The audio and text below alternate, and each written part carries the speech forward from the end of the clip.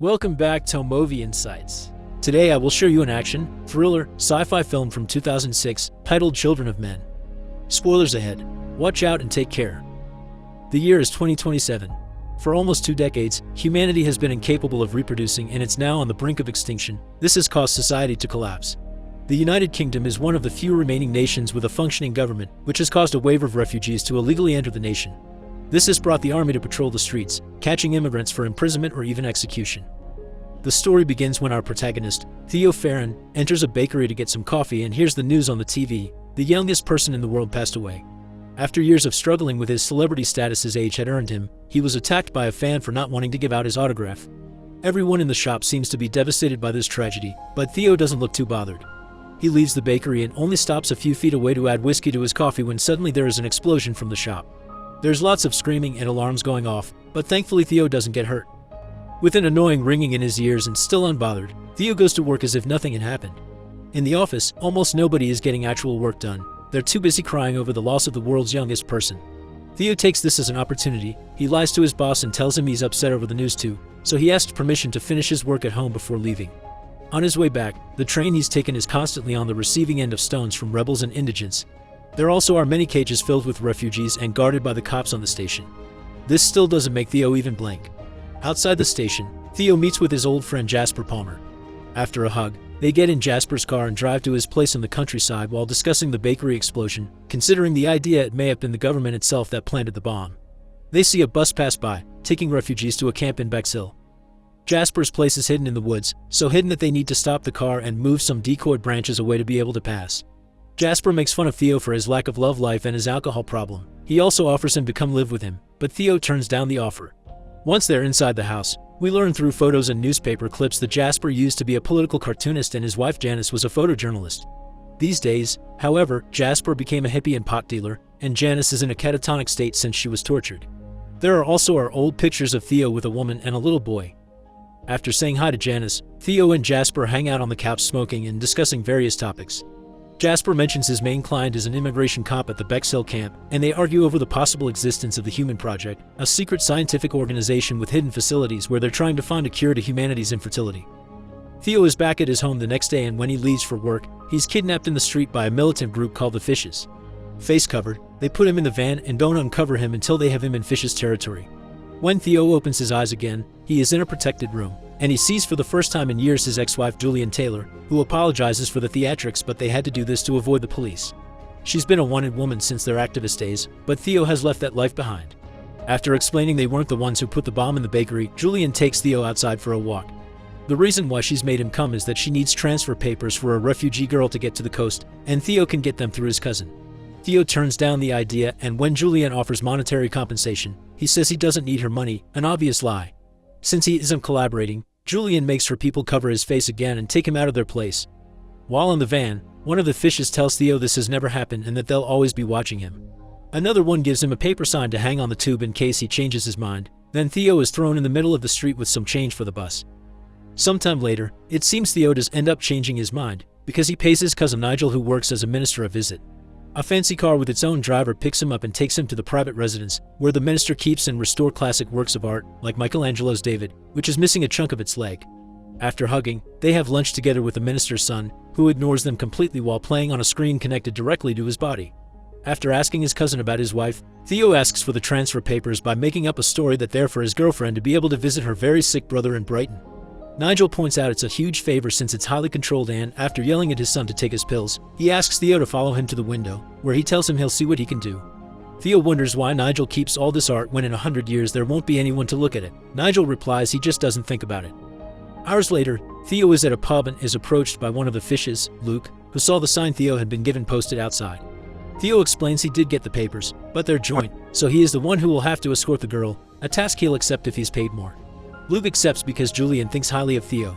The next day, Theo is approached by one of the Fishes again while he's betting on the dogs, a woman that shows him the same sign he used the day before. He follows her outside and onto a bus, where Julian is waiting for him.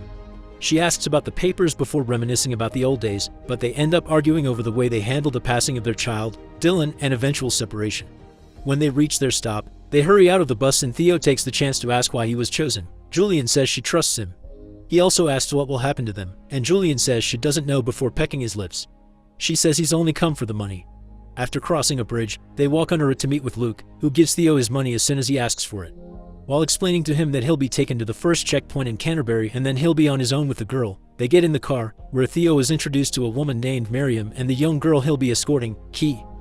They drive to Canterbury. Theo sleeps at the beginning of the trip, but when he wakes up later on, he and Julian reminisce about their old days as activists and play a little game with a golf ball. When they're about to reach their destination, they're ambushed by an armed gang. Julian gets shot. They manage to drive away from the gang, but then it's the police that arrive and chase them instead. Luke has no other option but to stop the car. However, when he gets out, he shoots both cops before returning to his place behind the wheel and getting everyone out of there as soon as possible. They stop to say their goodbyes to Julian.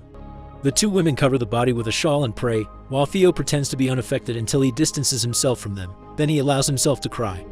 It doesn't last long though, because Luke quickly tells them to get back in the car so they can leave before they're caught again.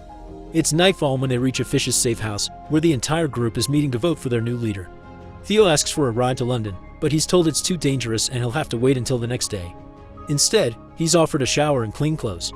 After washing up, he chit-chats with one of the fishes before Miriam comes looking for him to take him to Key. She takes him to the barn while the fishes vote for Luke as their new leader. Inside the barn, Theo is left alone with Key, who says Julian told her stories of their child and if things got bad, she should talk to Theo because he's the only one she can trust to take her to the boat called the Tomorrow. Theo doesn't want anything to do with this, so to convince him, Key takes off her dress and reveals her secret: she's pregnant. Theo is shocked, not believing what he's seeing, but the moment is interrupted by Luke, who takes them all back to the house. They watch the news on the TV. Julian's body has been found, and they're now looking for the people that were with her in the car. The police think they'll be able to identify them soon. An argument starts then about what they should do with Key. The fishes don't want to make her public because the government will take her baby away, but Theo thinks she needs proper care. There's also the matter of the human project being rather difficult to contact, so they may lose their only chance if they don't go to meet that boat. Key decides to stay and have her baby in the safe house, but she still wants to be taken to the Tomorrow after her baby is born. Later that night, Theo can't sleep, so he is awake to hear the noises of people arriving outside. He sneaks around to secretly learn what's going on. It's the people that attacked them earlier. The ambush had been Luke's plan so he could become the leader and take control of the baby to use it as a political tool in their revolution.